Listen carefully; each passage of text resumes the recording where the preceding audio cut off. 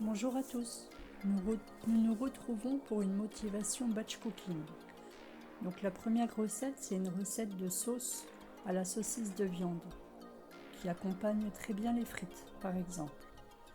Donc pour cette recette, il nous faut 2 gros oignons que l'on va couper, tailler en petits, plus ou moins petits morceaux.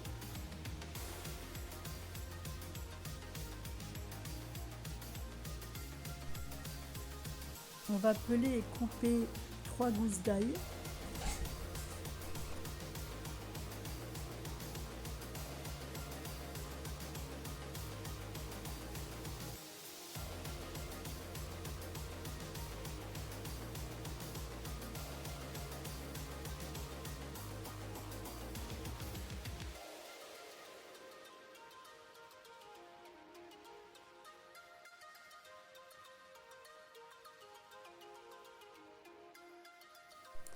Faire revenir donc les oignons et l'ail pendant la découpe de votre saucisse de viande.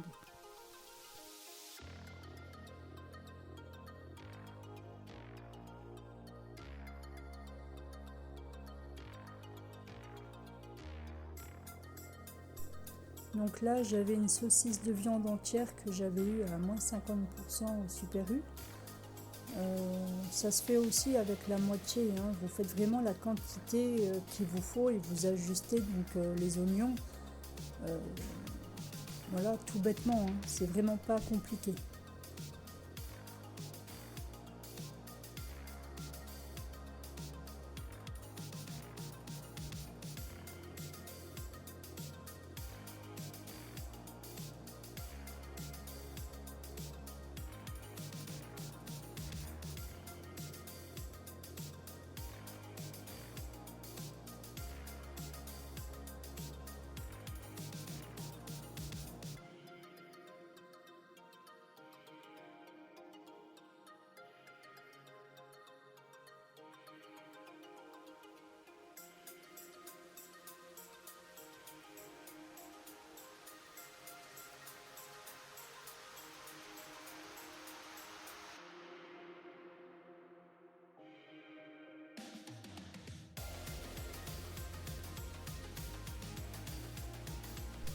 Voilà, donc une fois que les oignons et l'ail sont revenus, on ajoute la saucisse de viande.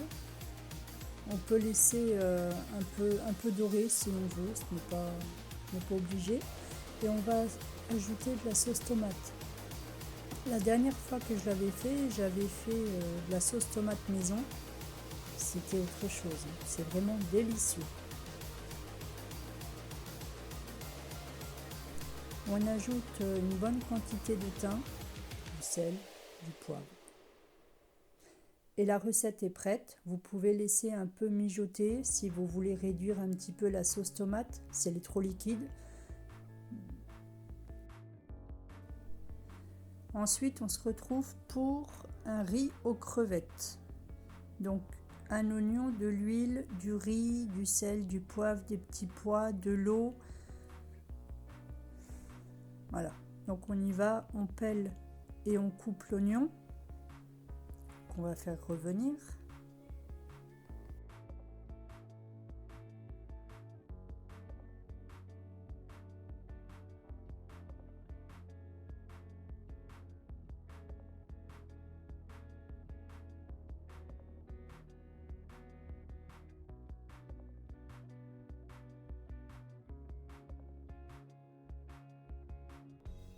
Donc voilà, on fait revenir l'oignon. Une fois qu'il s'est éclairci, on va ajouter le riz. On va bien mélanger pour ensuite verser de l'eau.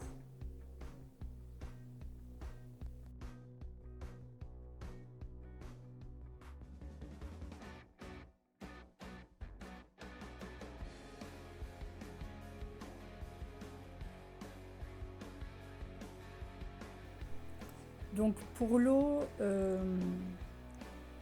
ne respectez pas stupidement la recette. Mettez ce qu'ils disent Et si vous voyez, voilà, vous voyez, j'en ai rajouté. Si vous voyez qu'il en manque, rajoutez-en quoi, petit à petit. Il vaut mieux que ce soit qu'il y ait un petit peu d'eau au fond que ce soit brûlé. Donc on va ajouter de l'ail semoule, du curry, du sel, du poivre. On va laisser un peu revenir tout doucement et on va ajouter donc nos crevettes. Moi j'ai fait le parti de prendre des crevettes, des petites crevettes congelées parce que je n'aime pas décortiquer les grosses crevettes. Voilà, mais je pense que c'est meilleur avec de bonnes crevettes. Et vous laissez donc évaporer l'eau. Ensuite, on va faire échine de porc caramélisée au four. Voilà, donc je vous ai montré les ingrédients juste avant. Vous voyez, là, j'ai encore rajouté de l'eau dans mon riz pour pas qu'il brûle, hein, tout simplement. Et quand il est encore chaud, mettez-le en bocaux. Fermez le bocal, pardon. Et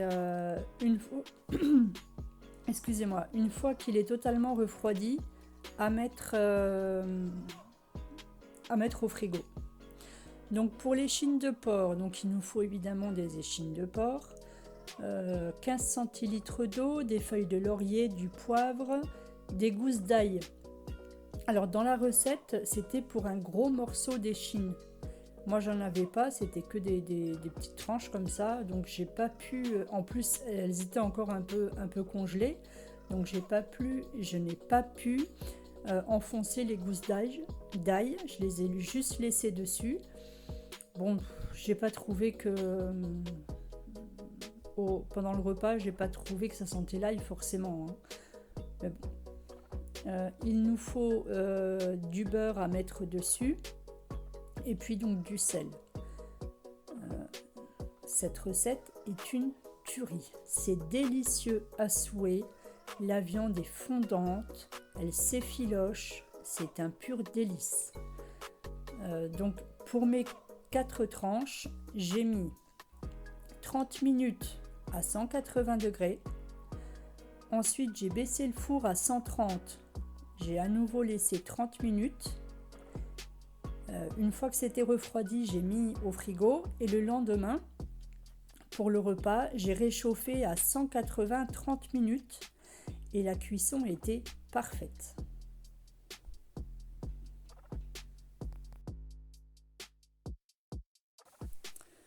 Ensuite, on va faire une salade piémontaise. Seulement en plein mois de janvier, il n'y a pas de tomates. Enfin, il y a des tomates qui viennent pas de France, qui n'ont aucun goût. Donc j'ai tenté avec des tomates des tomates séchées, pardon. Je les ai pas coupées, il aurait fallu les couper. Donc pour cette recette, donc normalement il nous faut 400 g de tomates, donc des pommes de terre, à peu près 600 g, 3 œufs que vous aurez cuits pour avoir des œufs durs, 8 gros cornichons, 200 g de jambon, donc là j'avais le double, ça a été très bien. La mayonnaise, vous verrez que je n'achète pas du tout de mayonnaise, je la fais moi-même avec un œuf entier. Je vous la montre après dans la vidéo pour que vous voyez un peu le résultat. On va ajouter, une fois que tous les ingrédients sont mis dans le saladier, on va ajouter donc la mayonnaise, donc 150 g, 2 cuillères à soupe de crème liquide, 1 cuillère à soupe de vinaigre, du persil que j'avais eu et que j'ai séché au four, du sel et du poivre. Oui, ce n'est pas la piémontaise qu'on trouve dans tous les magasins.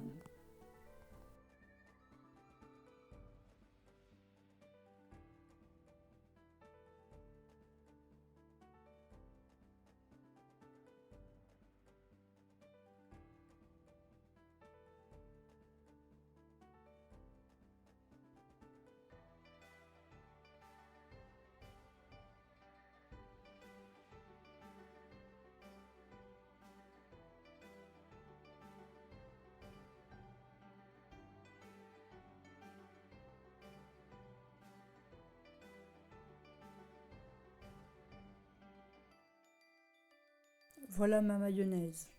Un délice. Donc je prends les 150 grammes dont j'ai besoin. Le reste, je le mets toujours dans un bocal, hein. N'oubliez pas de toujours étiqueter vos bocaux, non seulement avec ce qu'il y a à l'intérieur, mais aussi la date à laquelle vous avez fait, par exemple la mayonnaise, ou alors pour quand je fais du fromage blanc, crème fraîche, peu importe. Notez toujours la date pour, voilà, pour avoir une indication.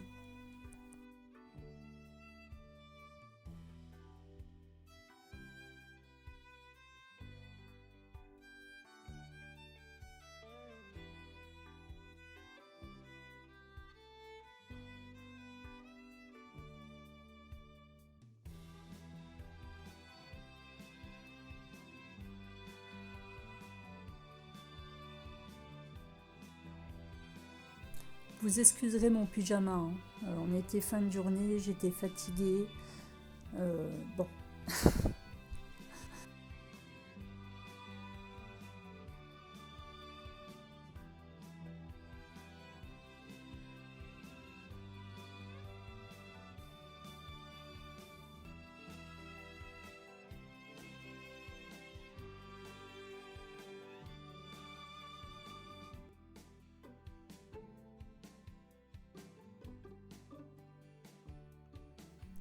Voilà donc mon erreur. Pour aller plus vite, j'ai mis les tomates séchées comme ça. J'aurais dû les couper en petits morceaux. Ça faisait trop en fait. En gros morceaux, on s'écœurait vers la fin. Dommage. Bon, et puis ça fait un moment que je fais du batch cooking, donc j'ai l'habitude de ranger un maximum au fur et à mesure des recettes. Pour pas être dépassée à la fin, sinon j'ai vraiment plus envie de ranger et de nettoyer. Donc je fais tout au fur et à mesure.